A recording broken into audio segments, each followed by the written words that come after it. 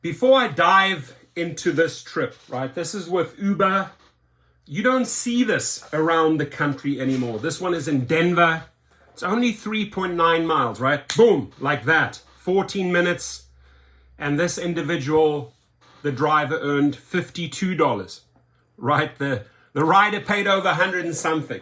It was 2.5, I don't know, I think 2.5 or 3x, he told me. And the question that I have for all these rideshare companies is, why the double and triple standards? Why are you not treating your drivers state by state, city by city, right, the same way? So let me get this straight. If Lyft comes along, and we've seen some really good improvements by Lyft making better offers, right? They're trying. And then they have to immediately counter, right? Actually offer even better deals, rewards, surges, etc. in certain cities that Lyft is trying to capture. It's almost like a sort of like a Palestine-Israel back and forth battle, right? Battle. But the sad thing is, you know, when the companies, this is proven, Sergio's made videos, other people have made videos, tips get stolen, right? Our tips get stolen. Like the rider will share what he or she paid, you didn't receive that, right? Or they get throttled. Or seniors, there's a new big thing now, seniors are getting paid less, probably because they're a little bit more desperate and really need this job, right? And it goes on and on and on and on. The creative ways that these companies just plain out mistreat drivers and do not treat them equally. Why is this individual earning $52 for a 3.9, mile trip when other people around the country, maybe in Orlando or so, will be earning under $5 for this? Why these double and triple standards? There's no consistency. Only thing that they care about is getting their troops, their legal attorneys, and their media team to fight any uprising. Just look at Minnesota, how they shot that down within a week, right? So the intention is not to pay you unless maybe Lyft or one of the other competitors is doing something on their turf. Then suddenly they step up and then immediately they pull out again.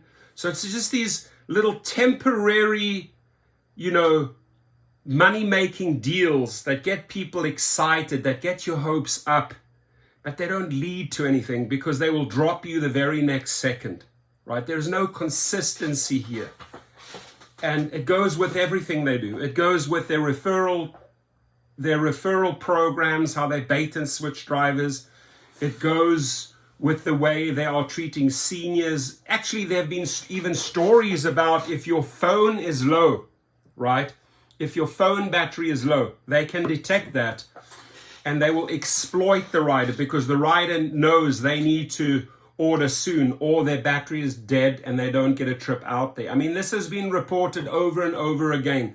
So the most evil ways, right, that they program these algorithms to keep you in the wheel. I also often you hear me talking about the Olympic Games of rideshare, platinum, blue, gold, all these little things that they try to fluff up, the fear marketing. It's just endless how they play these psychological games with you.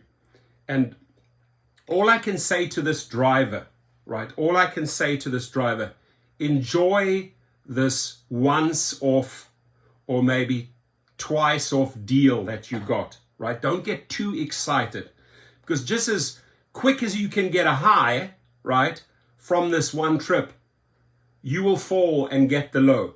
This is not the norm. And I want people to know that this is not the norm. So don't get your hopes up too high, ladies and gentlemen. There have to be changes across the board.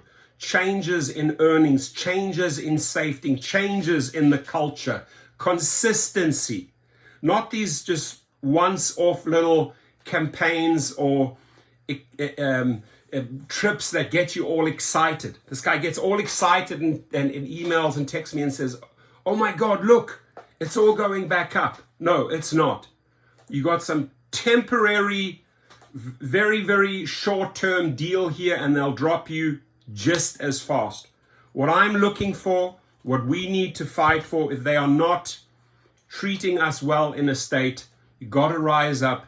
Do like Washington, do like Minnesota. Minnesota drivers are not done. They're going to keep on fighting. That Governor Walz made a fatal error. They haven't given up. They're going to fight back, and Uber's going to feel the pain, right? Uber's going to realize that they messed with all of these Minnesota drivers, that they messed with the wrong drivers. In the long run, it's going to cost them more. So, you know, $52, this is May the 23rd, right? May the 23rd, just like 2 days ago. And this was on UberX. Let's not forget, this was on UberX. I think that's the most important part of the puzzle here. It was a very, very short trip on UberX, 3.9 miles, that resulted in $52.19 earnings for the driver. The rider paid way, way more. And again, I'm repeating myself. I think it was about 2.5 to 3x. Moral of the story, why these double standards, Dara?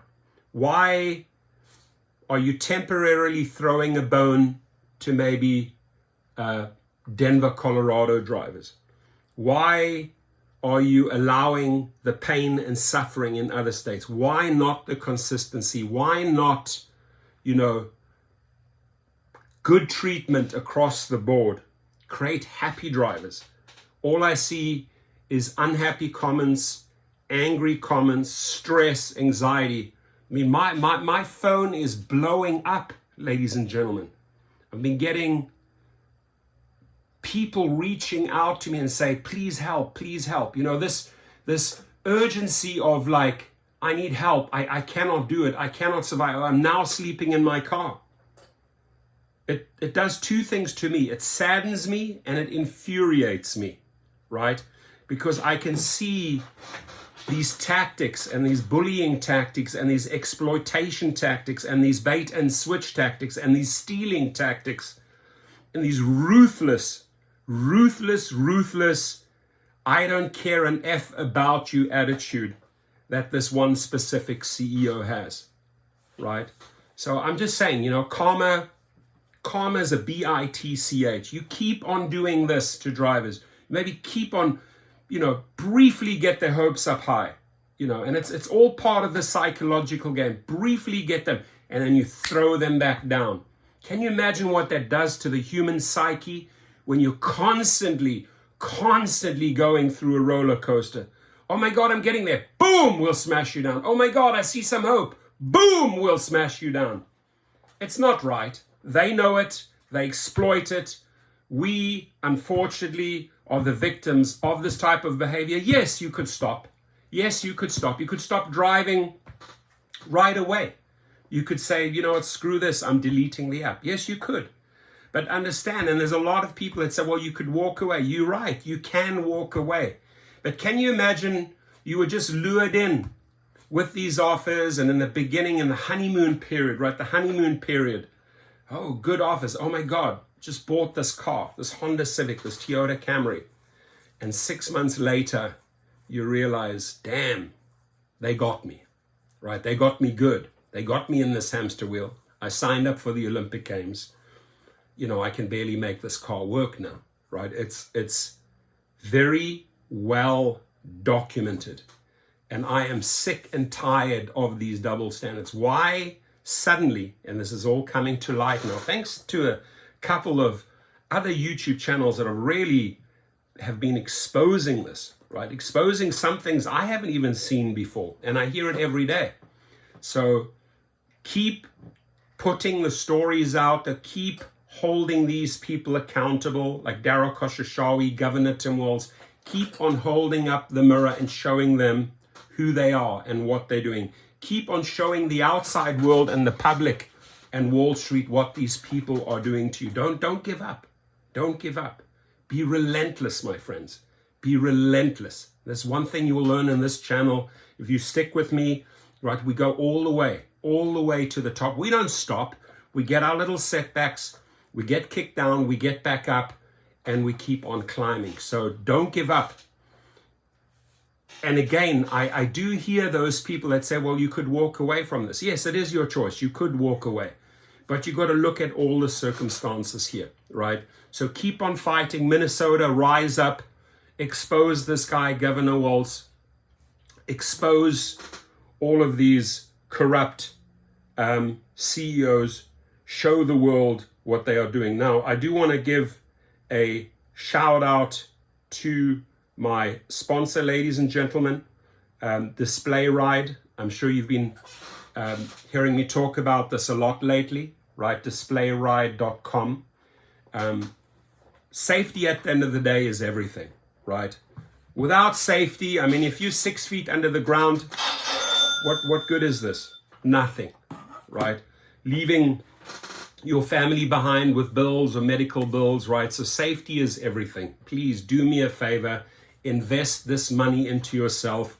Go out there and get a dash cam. Even better, go and get Display Ride, because everything that happens in that car is automatically uploaded into a cloud and it's ready to be distributed, right? That footage, a link can be sent to the police, can be sent to your insurance, can be sent to the company on a wrongful deactivation, right?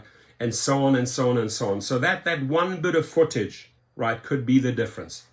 I mean, if you get into a big accident or you need attorneys like Legal Rideshare to represent you, guess what? You send the link. Here it is. This is what happened, right? So it will save you a lot of agony, a lot of pain, a lot of aggravation, and a lot of money. In fact, it can actually make you a lot of money if you capture the right footage, right? So, ladies and gentlemen, again, do comment please below. Have you been seeing this pattern? Is it maybe because Lyft is coming out strong now in the second quarter? They have to. It's sort of like a do or die situation for Risha. They have to put better offers on the table. Lyft is moving ahead with these better deals, right? Under their new CEO. Is Uber following or trying to go one better? I'd love to hear some feedback from your city. What have you noticed in the Uber and Lyft game? Have a great day, my friends, and please be safe.